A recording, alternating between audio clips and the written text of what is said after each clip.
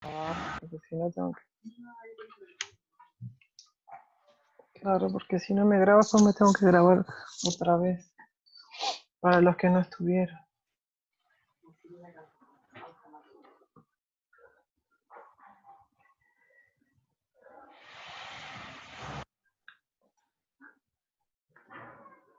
¿Ven el PowerPoint? Sí. Ok. Sí. Que lo voy a ampliar. Quiero ver cómo se hace para quitar esto, porque me ocultar video en miniatura. Ahí va, así no me aparece ahí.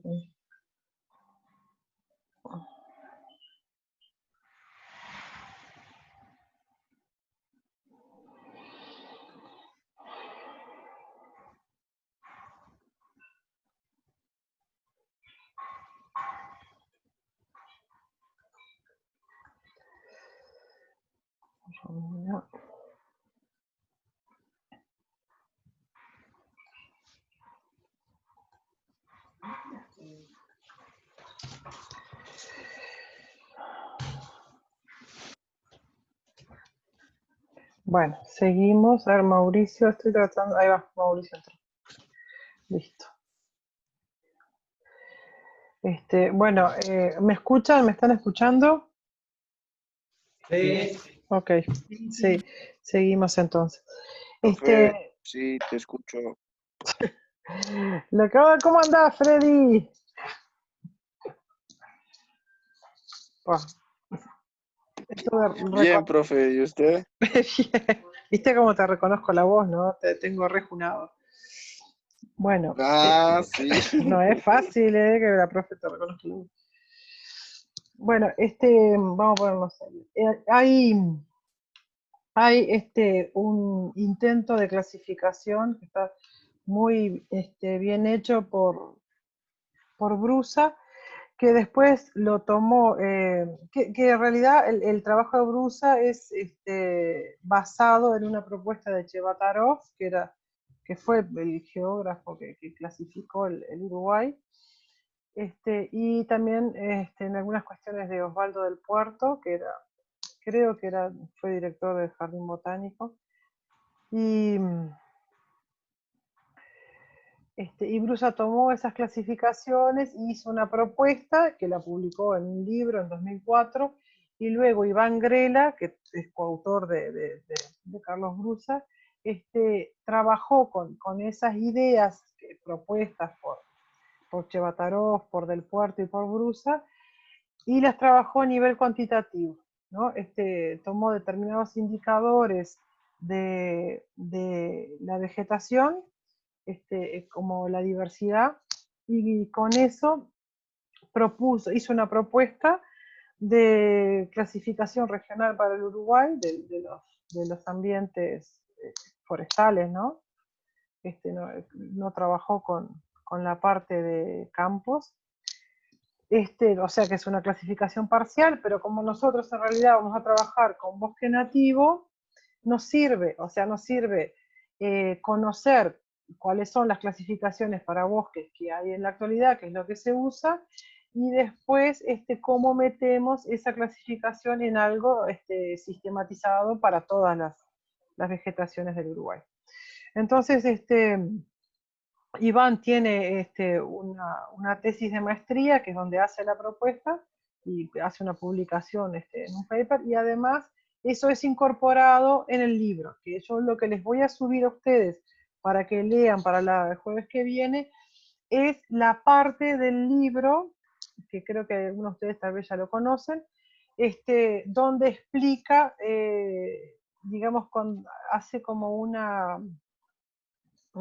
digamos, ¿cómo es que se dice? Digamos que hace que la tesis sea más llevadera, ¿no? Hace una publicación, una comunicación del trabajo de la tesis que hizo Iván. ¿Ah? Creo que también está en el EVA, yo les voy a habilitar, creo que está la tesis, está el paper, está todo, pero lo que quiero que ustedes lean sí o sí es el capítulo del libro que Brusa y Grela lo liberaron, o sea que no es que yo escaneé el libro O sea que ellos lo liberaron en PDF, ¿ah? Ese primer capítulo del libro. Bueno, entonces, Iván en su trabajo propone una flora occidental que estaría vinculado sobre todo a el río Uruguay y a los espinillares y a los palmares del litoral, ¿ah? Y algo tiene de influencia del Paraná en la zona de la desembocadura del Río de la Plata, ¿ah?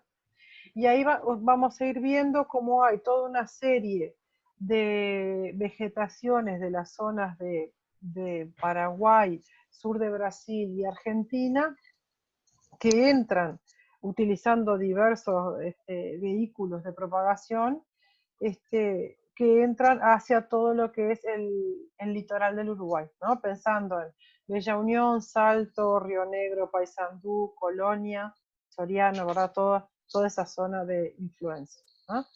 Él en la publicación le llama Flora Occidental y toma como base un mapa muy rudimentario, pero muy acertado, que había hecho Chevatarov ahí por el año 42. ¿Ah? Esa publicación creo que la tengo también en PDFs y creo que está subida a Eva, yo se las habito, es un placer leer a Chevatarov, se lo recomiendo por más que es de 1942 la publicación.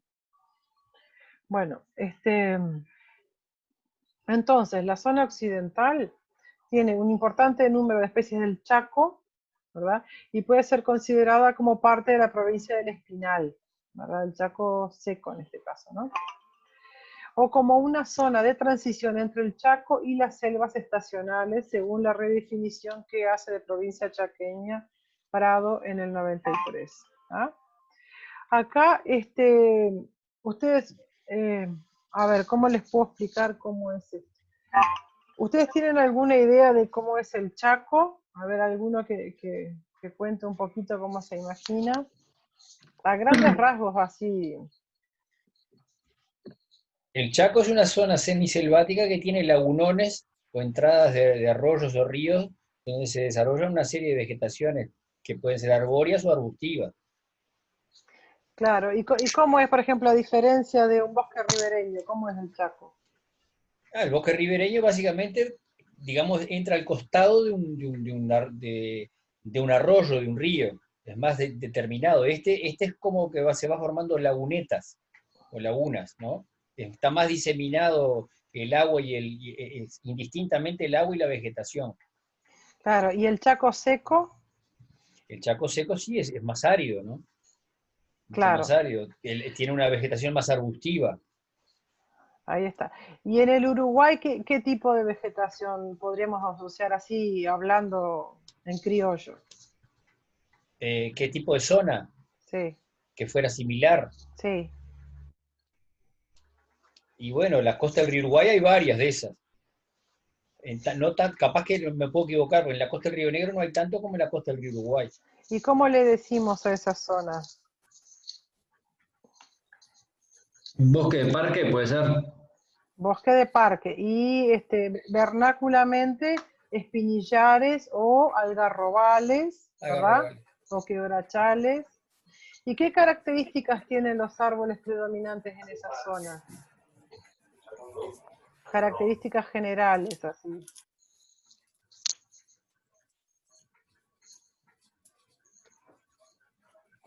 También entrarían ahí los palmares de Butiayatay, ¿verdad? Los blanqueales, las mezclas con el chañar, ¿verdad? Con la tritrinax. ¿Qué características tiene esa vegetación? Cosas muy, muy generales, ¿no? Y encontrás árboles de gran porte asociados con arbustivas, Claro, pero ¿cómo son esos árboles, aparte de ser de gran porte? como es su fuste, como es su corteza, Ah, sí, las hojas, ¿qué características tienen? y son árboles de copa alta, las hojas, un fuste mediano, promedio de 30 centímetros, 40, y las hojas bueno, las hay de distinta forma, pero... Mira, fíjate acá como dice, ven, en la segunda oración dice, puede ser considerada como parte de la provincia del Espinal. ¿Qué provincia del Espinal? ¿A qué refiere? A espina. A espinas. Entonces, en general son leguminosas, salvo algunas palmeras, pero las especies predominantes, hay de otras familias, pero hay muchísimas leguminosas, ¿verdad? Además son leguminosas de corteza que resisten a los fuegos naturales. En general son de lento crecimiento y de madera dura. Tienen muchísimas espinas y tienen hojas muy pequeñas. ¿Ah? Esa es como una característica general porque están asociadas a una estación seca y una estación húmeda, que acá obviamente no se da así, porque en realidad nosotros tenemos una precipitación más o menos de 100 milímetros Mayor, sí. anual, concentrada en primavera, qué sé yo. No sería como relictual en realidad. En algún momento probablemente nosotros también fuimos más secos y esa vegetación quedó como relictual. Y la disposición de los árboles, como dijo Michael, o no sé quién fue que dijo, que es de parque. ¿Qué significa que es de parque? Que no es una vegetación que está asociada a un curso de agua, sino que está dispersa como si fuera un parque plantado. Entonces tenemos una baja densidad de árboles. Los árboles, como no están en un sistema tipo boscoso, tienen copas muy anchas. Están más limpios Claro, abajo, ¿no? bueno, eso es por el ganado, ¿no? La Sí. limpieza es por el ganado. Si no hubiera ganado, bueno, habrían otras cosas abajo. Los árboles tienen copas amplias, no tienen un fuste muy grande y tienen una corteza resistente a los fuegos recurrentes, ¿no? Así como ustedes vieron que se prendió fuego Australia, y normalmente se prende fuego, no a ese nivel, se prende fuego. Naturalmente el Cerrado se prende fuego, el Chaco se prende fuego, las sabanas africanas y algunas zonas de Estados Unidos. Entonces, todos esos lugares tienen árboles con cortezas muy gruesas. Si bien todos esos lugares que les dije no son necesariamente el mismo tipo de vegetación, pero tienen esa condición de que en algún momento del año tenemos una estación seca y que en otro momento del año hubo una gran producción de biomasa estacional y de biomasa perenne, pero, o sea, de alguna manera hubo mucha producción de biomasa. Esa biomasa permanece en el sistema, se seca y es fácilmente ignífuga, absorbida, ¿no? Es ignífuga, se prende fuego sola. Entonces, por eso las especies que han sobrevivido ahí sobreviven a estaciones largas sin agua y al fuego, ¿no? Estas son como dos condiciones, ¿no? Vamos a ver después que hay otros tipos de vegetación que también, pero... y asociado a ese tipo de vegetación, ¿verdad? En el Uruguay tenemos estoy tratando de que entren dos compañeros.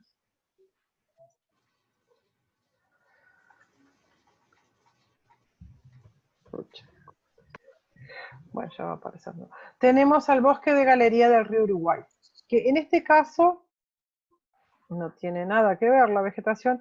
Imagínense que son dos lugares donde convive dos cosas totalmente distintas, conviven dos tipos de vegetaciones totalmente distintos en lo que Iván llama como flora occidental. ¿Cuáles son las influencias del bosque del río Uruguay? También hay leguminosas, hay muchísimas leguminosas, pero no tienen espinas. Es otro tipo de leguminosas, como por ejemplo, ¿cuáles tenemos ahí? El lapachillo, ¿verdad? No el lapacho, el lapachillo que es otro, fue cilantro. Tenemos el ibirapitá, tenemos varias especies de albicia, ¿verdad? Que son leguminosas de alto porte. En vez de tener a la palmera butia y a la Pitrinax, que son palmeras con espinas, ¿qué palmera tenemos acá? La pindó. ¿Ah? Bueno, tenemos algunas otras influencias de las selvas estacionales, como el lapacho rosado, por ejemplo, las lianas, que todos ellos son de la familia de las bignoniáceas, muchas trepadoras. Esa foto que yo les muestro ahí es de una isla que está enfrente al área protegida de Ricón de Franquía, en Bella Unión, Y si ustedes llegan ahí con el bote, en realidad bajan, hay un barranco muy alto que no se percibe porque esa foto fue sacada desde de la playa del río Uruguay. En realidad van a caminar en la isla, pero sobre las raíces de las lianas que son leñosas a 2 metros de altura, ¿no? Dependiendo de qué lugar de la isla estén, porque la isla es como una rueda como una dona, en el centro tiene agua acumulada y la vegetación selvática está como en un cordón periférico. Tiene muchísimas lianas y las lianas han formado como una estructura, como un deck de lianas, entonces vos caminás sobre 2 metros de raíces y tallos entrecruzados. Eso es típico de la vegetación de la ribera del río Uruguay, que incluso va a hacer que Brusa proponga una clasificación distinta del bosque de galería del río Uruguay, lo separa del bosque de galería del resto del país. ¿Ah? También tenemos muchísima influencia de mirtáceas, ¿verdad? De mirtáceas, como el ubajay, crece también pucha, no me sale ahora el nombre. También crece la pitanga negra, hay muchísima pitanga negra, está la otra, la cereza de montes, no hay mucho, la pitanga negra sí, el ubajay también. Y después, bueno, las típicas especies que están en todos lados, ¿no? Tenemos lauráceas, como el laurel mini, es un laurel que está en esa zona, y el mataojo, el blanquillo, que esas son comunes a muchos lugares, y en la zona más cálida del río Uruguay, que está en la zona de Bella Unión hasta Salto, tenemos algunas especies de las selvas subtropicales estacionales que llegan hasta esa zona, como el lapacho rosado que les decía, pero hay otras, está la triquilia, hay el diospidos, que es un caqui nativo, entran algunas mirtáceas, una que yo no puedo recordar el nombre ahora, Campomanesia llantocarpa, es una mirtácea que llega sola hasta esa zona, la Eugenia piriformis también es otra que llega sola a esta zona. O sea, hay muchas especies que llegan hasta ahí, pero después hay un factor fundamental que va a limitar la expansión de esas especies estacionales, de las selvas subtropicales estacionales, que ¿cuál es en este caso? Es la temperatura. ¿Ah? Para las especies de esta flora occidental que entran desde el Chaco, que le llaman la provincia del Espinal, que hablamos recién, la temperatura no sería ¿verdad? Una limitante tan drástica, ¿verdad?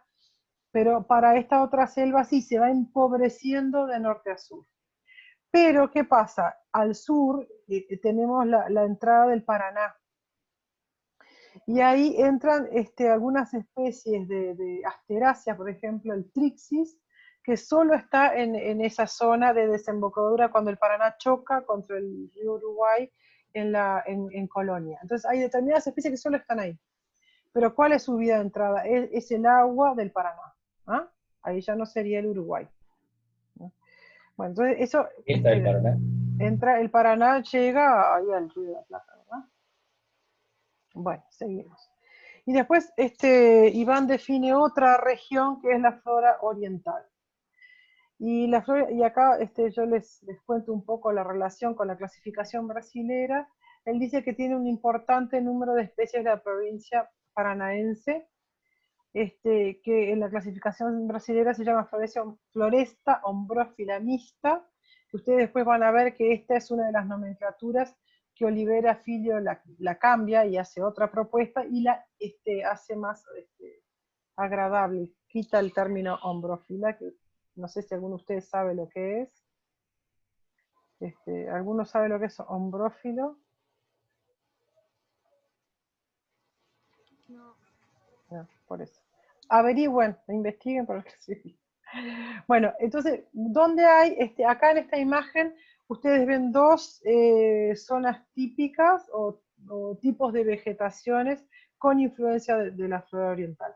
¿Cuáles son? Acá tienen un bosque de quebrada, ven que va de izquierda a derecha de la imagen, y al fondo de la imagen se ve un montón de cerros, y adelante hay cierta vegetación, a ver les muestro acá con el mouse, ven acá, Esto que ven acá, ¿se ve ahí con el mouse? Lo que Se ve, se ve.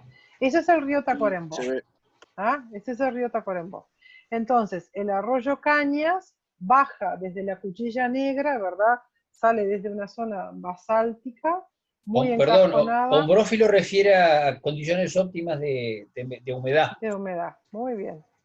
Ah, no, lo leí acá, lo saqué, ¿no? Sí. Y sí, Van a ver que ¿para qué? después Olivera Filio cambia esa terminología y usa otra, pero eso es para la otra semana. Condiciones óptimas de humedad. Ahí está. Y es ombrófila mixta, es mixta, aunque nosotros decimos, está en portugués, ¿no? Que sea mixta, porque tiene dos tipos de floras. Ustedes saben que la selva paranaense es la clásica y el nombre vernáculo es la mata de araucaria, ¿verdad? Que es la que llega hasta ahí, hasta la zona de Canela, Gramado, a Parados da Serra, Serra do Caracol, ¿no? Sí. ¿Y qué pasa? Es una mezcla de un tipo de bosque antiguo, de araucarias, también tiene otra gimnosperma, que es el podocarpus, hay dos especies de podocarpus, y básicamente son las tres gimnospermas que hay en Brasil, ¿no? De gran porte. Entonces, la araucaria, que es el pino Brasil, forma un gran dosel muy oscuro y dominante. Pero ¿qué pasa? Como la araucaria es de un tipo de clima pasado, más frío y vinculado a la glaciación, cuando el Brasil se hace más cálido, y esta vegetación también está en el norte argentino y en el este de Paraguay, empieza a entrar por debajo las latifoliadas. Y entonces ahí tenemos muchísimas mirtáceas, muchísimas asteráceas, algunas leguminosas, entre ellas está el Iberapitá, pero hay otras. Y entra, por ejemplo, las meliáceas de muchísimo valor maderable, como el cedro, ¿no? El cedro brasilero, digamos, la cedrela, jacarandás, hay varias especies de jacarandá, y bueno, muchísimas mirtáceas, la imbuya, los laureles, que son las canelas, ¿verdad? Que tienen altísimo valor maderable, como maderas, lo que los brasileños le llaman maderas de ley, ¿verdad? Que incluso el pino Brasil está prohibida su corta, de madera que no haya sido explícitamente plantada, pero como eso sí el IBAMA lo controla, es muy difícil demostrar que vos plantaste una araucaria y la cortaste, entonces eso se controla en el tráfico, o sea, cuando va el camión con la madera y les quitan toda la carga, o sea, eso es muy controlado, porque la diezmaron. Trabajé con dos tipos de canela, la canela negra y la canela blanca, acá en Rivera particularmente, sí. para construcción de material para las abejas. Sí. Claro. En Uruguay también hay canela, obviamente por esta influencia, y se usaba para fabricar parquet, porque es madera de alta calidad. Sí, muy buena calidad. Bueno, entonces acá tienen dos tipos de vegetación que tienen esa influencia de la flora oriental, ¿verdad? Tiene un aroma muy particular el aroma de la canela. A morrón verde. Sí.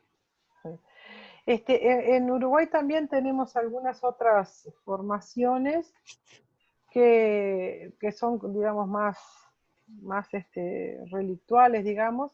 Bueno, no más relictuales en cuanto a las forestales, ¿no? Pero tenemos los grandes campos, que en la clasificación brasileña se llaman estepas gramíneo-leñosas, porque tienen árboles en las convergencias hídricas, ¿no? Después tenemos, bueno, el bosque de quebrada, que ya dijimos que tiene influencia de la ombrófila mixta sin araucaria. La araucaria, ustedes saben que no llega a Uruguay por un tema de altitud, tiene restricciones y no crece naturalmente por debajo de los 800 metros sobre el nivel del mar. No, perdón, por debajo de los 250 metros sobre el nivel del mar. Entonces no baja la zona de la sierra en Porto Alegre, ¿no? Se queda en esa, ustedes vieron que hay como un arco que hace la cuchilla de Aedo, la cuchilla negra, y después sigue en todo lo que es a Parados da Serra y termina en Torres, ¿verdad? Ese arco de basalto. Y ese es el límite fisiográfico, digamos, para la araucaria, ¿no? porque tiene problemas con la baja altitud. En un tiempo anterior, cuando era más frío el clima, ¿qué pasa? La temperatura más baja funciona como un efecto de mayor altitud. ¿Ah? Entonces la especie estaba presente en nuestra región porque el clima era más frío. Una vez que el clima empieza a subir la temperatura, la araucaria empieza a retirarse hacia lugares más altos porque a igual latitud y mayor altitud tenemos más frío, ¿verdad? ¿Eso se entiende? Sí. Sí. Después tenemos el bosque de cornisa que está en algunos lugares, sobre todo en los cerros chatos, y ustedes van a ver que hay un trabajo de una colega que separa como dos influencias, dos tipos de bosque de cornisa, una asociado a las areniscas de cuchilla de ombú, que son los cerros chatos que están sobre la ruta 27, y después otro tipo de bosque de cornisa más asociados a las areniscas o a los basaltos, o a los basaltos de la formación Arapey, o a las areniscas de la formación Tacuarembó. ¿Ah? Hay como una división ahí florística en dos relictos, digamos. Y esa es una flora que quedó como resultado de un clima pretérito, ¿no? O sea, en algún momento el Uruguay fue más seco,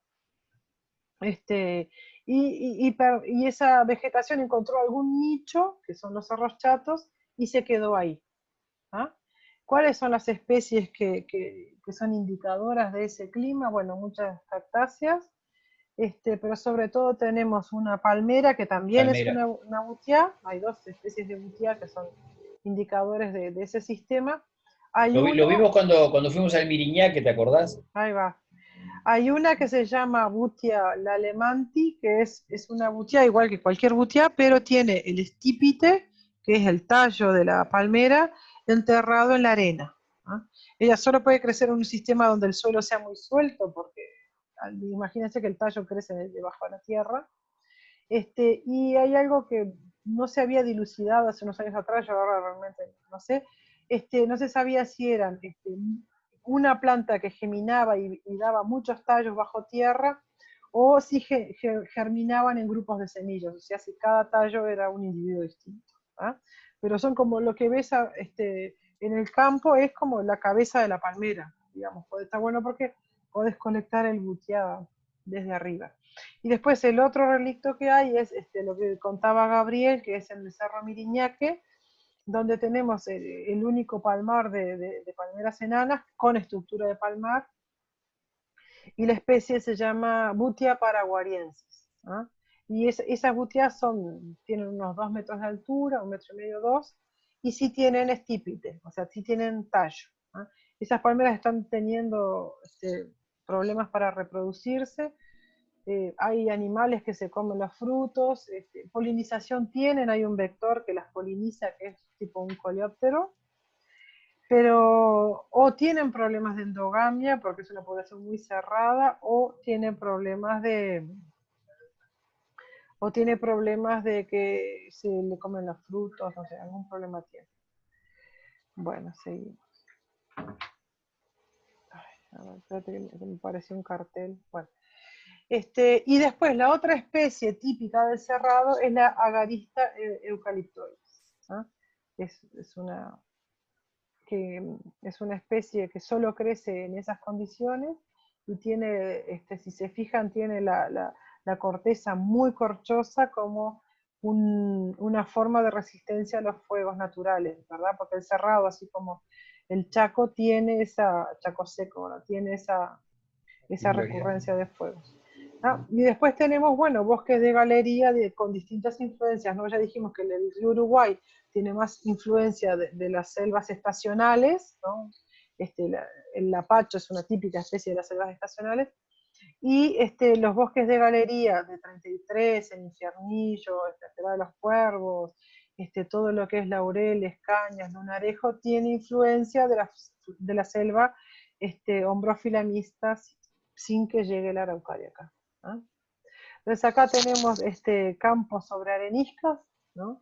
la mayor parte del territorio nacional son campos. Ahí tenemos los cerros chatos. Este caso está muy pastoreado, ¿no? Ustedes ven que el único lugar donde tenemos vegetación es donde está el cerro de piedra. Esta es la subida al Miriñaque y al fondo tienen los 3 cerros. Esta es una zona cerca del arroyo El Paraguayo contra la Cuchilla Negra, donde tenemos el campo, acá hay varias quebradas y bosque de cornisa, y en el borde del campo húmedo tenemos Butial alemanti, que era esa que yo les decía, que el tallo le crece bajo tierra. Acá no se ven, pero creo que aquí hay una. Y otro lugar donde las pueden ver, porque las han diezmado mucho, porque claro, acá en los bajos, cuando plantan sandía o hacen cualquier tipo de chacra, claro, el suelo es húmedo, pero además es bastante fértil por un tema de acumulación de sedimentos, entonces con el arado le pasan por arriba la palmera y la revientan. Entonces, claro, no hay casi. Otro lugar donde pueden ver una población bastante linda es en la bodega de Carrau. Al costado, hacia arriba de la bodega, hay como unas arenas que afloran, y ahí hay Butial alemán. Acá en el Paso Platón se ve mucho eso también. Claro, acá esta foto es de Paso Platón. Claro. Es en el Paraguay. Claro. Bueno, acá tienen una cosa que yo les quería mostrar sobre el territorio, que el territorio uruguayo es prácticamente todo campos, ¿verdad? Entonces acá tenemos un campo de basalto superficial, esta es la naciente del Cuñapirú. Ven cómo es determinante el tema de la capacidad del suelo, ¿no? Acá tenemos un litosol, sin embargo nosotros caminamos algunos metros y tenemos árboles, y bajamos unos metros más y tenemos la naciente del Cuñapirú con su bosque de quebrada, pero a pocos cientos de metros. Entonces acá, ¿qué es lo que tenemos? La precipitación, la temperatura, etcétera, son todas las mismas. La diferencia es el suelo, ¿ah? Lo único que crece acá es cierta forma de arbusto, de asteráceas o croton. Y este es otro campo de basalto, este es uno de los nacientes de Lunarejo, en un año de lluvioso, ¿no? Acá tenemos un año de sequía, mismo tipo de vegetación, mismo tipo de fisonomía, y acá un año de lluvia. O sea, este suelo, como no tiene capacidad de retención de agua, depende de la precipitación que caiga en la temporada de crecimiento. ¿Ah? ¿Esa es la naciente del Lunarejo? Es una de las nacientes de Lunarejo, sí. Sí. Acá tenemos una ladera con matorrales, ven donde es la misma naciente, lo único que acá el suelo es muy raso, digamos muy superficial. Acá ya hay, como es una ladera media, ya hay un poco de acumulación de material, entonces hay arbustos. Ven que este campo está pastoreado también, ven que acá hay vacas, y son pastoreo. Tiene manchones además ahí. Claro, es un pastoreo de baja carga, pero es pastoreado. Sí. Y acá tenemos ya el bosque de quebrada, ¿no? La zona cauce, que es una zona más cóncava y es donde tenemos más árboles más grandes. Abajo está más limpio, y ahí, eso es a pocos metros de una foto de la otra, o sea, sí. El desarrollo no es ni siquiera de 1000 metros entre un lugar y otro. O sea que puede acá, ser muy parecido a lo que vimos cuando fuimos a Tacuarembó, que no pudimos entrar al Valle de los Helechos. Claro, es un bosque de quebrada, es exactamente lo mismo. Sí, el tipo de estructura es lo mismo. Sí. Camilo tiene una filmación desde que bajamos del auto, que hay campo, después matorral, después la quebrada. Sí, yo tengo también, yo la tengo también. Súbanla la fila, me la pasan y yo se la subo para poder ver cómo es. Es que es un buen ejemplo, ¿no? Entonces acá, ¿qué es lo que cambia? Es la capacidad del suelo de retener agua, y también cambia la geomorfología, ¿verdad? ¿Qué pasaba arriba, donde teníamos el campo seco, acá, digamos, en este otro lugar? Que es un régimen de pérdida. Entonces toda la erosión que la lluvia y la temperatura provocan va a escurrir hacia abajo, va a caer por efecto de la gravedad, no se va a acumular suelo en este lugar, ¿no? En una ladera media evidentemente se acumula un poco más, y todo se acumula acá, que digamos es el espacio más bajo del terreno, y es cóncavo, o sea que recibe material. O fluye ahí. Ahí está. Entonces todo, claro, fluye en sentido longitudinal, pero en sentido transversal acumula, ¿no? Luego va a haber pérdida desde la naciente hacia el cauce. Pero de todas formas, si pensamos en sentido transversal, esto es como una palangana, ¿no? Entonces, Brusa propone que esta zona del bosque de quebrada que acumula se llame cauce. Después vamos a ver que tenemos otra zona que se llama cumbre, donde es más, el terreno es distinto, también tiene régimen de pérdida, es convexo, y los árboles son más pequeños y los fustes son más finos y los árboles son más bajos, ¿no? Acá tienen la zona ya donde circula el agua, y quiero que en esta imagen observen el tamaño de las rocas en el cauce del río. ¿Ah? Esto está al inicio de la quebrada, o sea, al inicio teníamos el arroyito sobre el campo, ¿verdad? Después tenemos este caudal. Nos quedan 3 minutos, quiero que miren la foto de las piedras, ¿no? Acá era, bueno, quédense en el recuerdo de la foto de la piedra. Esta es una garista de bosque de cornisa, esto es para que vean la corteza a prueba de fuego. Estos son los estratos del Cerro Miriñaque, son de arenisca los estratos. Ahí lo que vemos son muchos higuerones y agaristas, básicamente. Acá, este es el mismo bosque que yo les pedí que recordaran el tamaño de la roca. También es el lunarejo, pero en una zona que ya no es de quebrada, sino que es de bosque de galería. A ese personaje creo que lo conocen, los de Rivera. Gabriel. Y acá también es el lunarejo, pero ya el arroyo está en un régimen de galería, ¿no? Ustedes ven que acá esto es un ceibal, aquí habíamos ido a colectar hormigas en las bromelias de los ceibos, ahí hay básicamente ceibos y blanquillos, ven que es muy restrictivo el ambiente porque tiene muchísima agua, y acá fíjense en el tamaño de las piedras, ¿no? O sea que acá la dinámica del río es de mucho menor pendiente y el tipo de sedimento es más pequeño, menor, por más que estamos a escasos metros de aquella otra. ¿Entienden? Claro. Ahí está. Y acá que tenemos ya es el río Tacuarembó, y se me va a acabar, y ustedes ven, esa es la misma cuenca, acá ya tenemos algunos kilómetros hacia adelante, y si se fijan los sedimentos que tenemos en la barranca es de arenas. ¿Ah? Sí. Y si seguimos más adelante, si ustedes piensan en el Tacuarembó, es todo de arena, y después ya empiezan a ver limos y arcillas. O sea, cuanto menos energía trae el río y más hacia la desembocadura vamos, más pequeños van a ser los sedimentos que vamos a tener. Eso ustedes los tienen que tener en la cabeza para cuando hagan un plan de manejo de bosque nativo, porque el suelo, el sustrato del suelo es lo que les va a proporcionar implantar o restaurar determinado tipo de vegetación. Bueno, les voy a mandar deberes y nos vemos el jueves que viene a las 3 de la tarde. Que pasen bien. Bueno, chau, chau. Gracias. Chao, gracias. Chau, chau. Bueno, gracias.